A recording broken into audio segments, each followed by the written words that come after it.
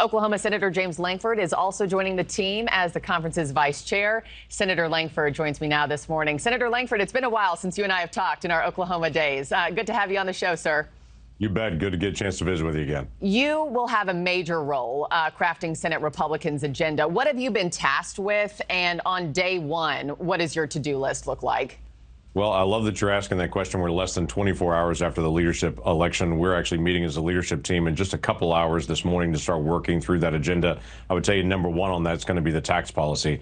All the tax policy expires at the end of next year. If we don't act on tax policy, small businesses' taxes will go up 20%. We've got every single American, their taxes will go up. We'll lose things like research and development, the bonus depreciation, which a lot of manufacturing uses, that tax credit. So there's a lot that we need to be able to work on to make sure that we've got a growing economy in the days ahead, and that will dominate a lot of the work initially. Do you have any fear that it'll be difficult to pass some of these bills and some of these agenda items with such a small majority? And is there any discussion about removing the filibuster?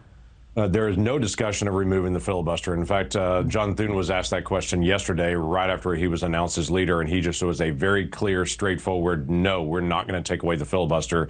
That needs to remain. That is a part of America and who we are. It's a part of our structure that we need to be able to keep there. As far as the difficulty in passing something, this is the United States Congress. Everything we pass is difficult because there are lots of opinions that jump into this. But I think the American people do not want their taxes to rapidly accelerate in 2026. They want the economy to continue to grow. So we've got to be able to work on that to be able to make sure that we get that right. So it'll take months to be able to do it. It'll be noisy, but it needs to be done. Yeah, nothing without its hurdles in Congress. Let's talk about some of President-elect Trump's picks for cabinet positions that are drawing criticism. And let's start with Matt Gaetz. As Brooke Schaefer was just laying out, that announcement got met with some audible gasps, reportedly. Will you give him the green light in a Senate confirmation? Well, he's got to actually go through the process just like everybody else does. So everyone that's actually going to be nominated and is being nominated by the president will go through a committee process. They'll have a lot of background investigation done. So I'm not answering the question on anyone, whether it be a colleague like Marco Rubio or whether it be Matt Gaetz, whatever it may be, because they've got to be able to work their way through the process. But it will be a very open, transparent process with lots of information, with both sides of the aisle have an opportunity to be able to speak into it. Yeah. What about the cabinet picks as a whole? I think you could argue that the picks are commensurate with the decisive win that Trump was just handed, right? But do you worry that some of these picks are too far right? And do you worry that in 4 years, the next presidential election, whoever is on the Republican ticket, that they'll have trouble with that? And some of these picks won't speak to the moderates, the independents, even some of the Democrats who have now handed him a second chance. I would say I heard very clearly America say we want closed borders. We want to have national security. We want to be able to lower crime in America. We want to have a growing economy. We don't want high gas prices. America spoke pretty clearly on that across the election. So what I'm seeing initially are picks to be able to say, how do we actually start putting some of these things into place?